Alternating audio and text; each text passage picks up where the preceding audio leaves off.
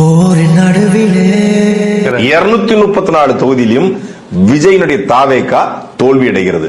தலைவன் மாறிலே கூட்டம் சேர்த்துட்டா அது ஓட்டா மாறாது. ஒருவன் பசிக்கன 234 இல்ல 10 கூட முடியாது தனியா நின்னா.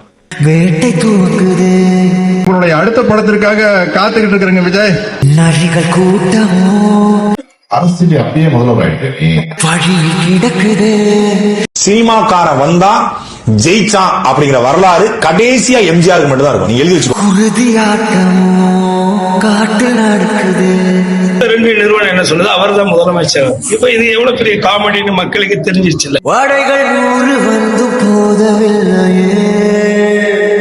உன் பேரையே முழுசா உன்னால சொல்ல முடியாது. சொன்னா பாதி பேர் ஓட்டு போட மாட்டான்.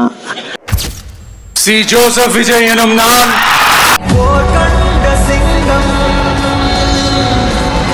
தமிழ்நாட்டு அரசின் முதலமைச்சராக யார் கண்டு அஞ்சும் உறுதிமொழிகிறேன். போர்க்கண்